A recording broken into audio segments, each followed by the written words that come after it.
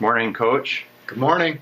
Northwestern defeated St. Olaf on Saturday by a 17-16 score to open the 2014 season, so congratulations on that. But 36 hours, can you reflect on Saturday night's experience, the whole game, meaning the fan support, the new stadium, the field, just in general?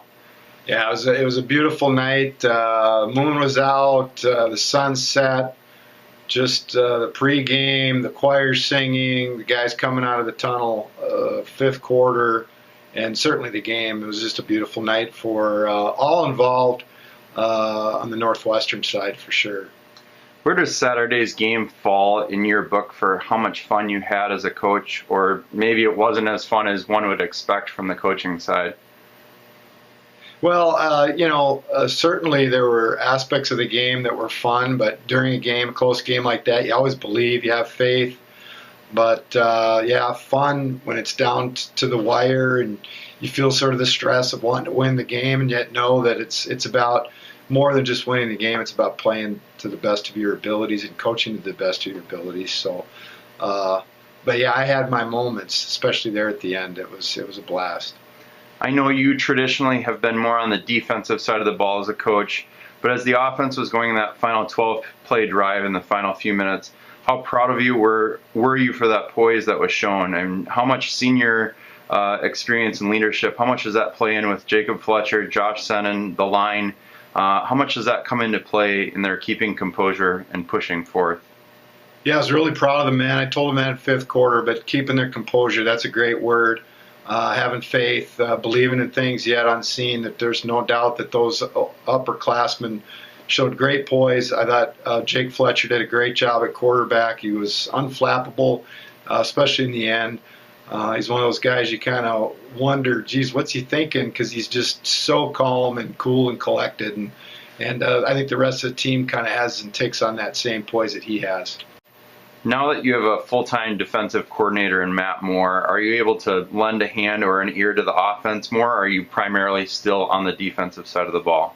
Yeah, I probably would still hang with the defense a little bit more, but try and get a better picture of the big picture of the game for the offense and special teams and things of that nature. But it's been great. Matt Moore's done a fantastic job with the defense, and I felt that it's time for me to continue to sort of wean myself away from the defense and continue to focus in on the bigger picture.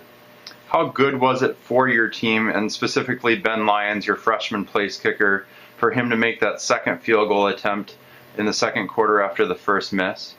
You know, I went out before, it wasn't before that one, but the other one I think that he missed, and said, "You got a good joke?" And he said, "Coach, you're supposed to tell the joke." I said, "I don't have one." And so we both kind of chuckled, and I said, "Actually, I do have one. He's from the Cleveland area. The Cleveland Browns are going to win the Super Bowl this year. That's a joke."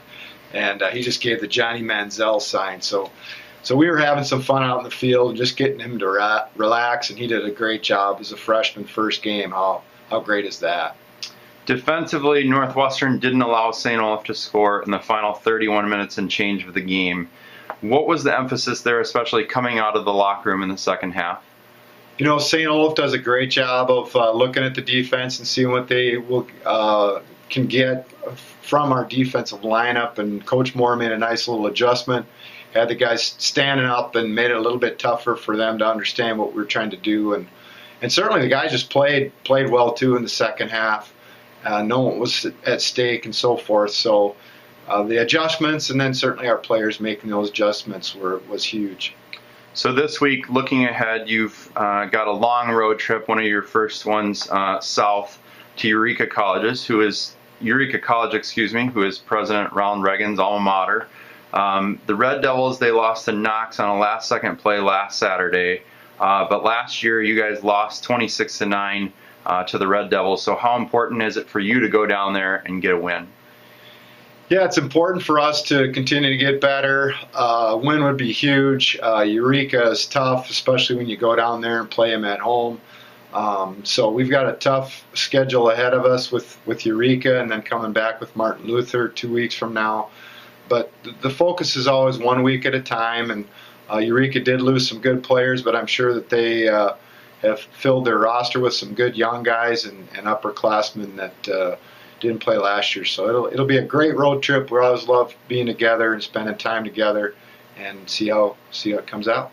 Finally, you have your first of 3 JV games scheduled for tonight.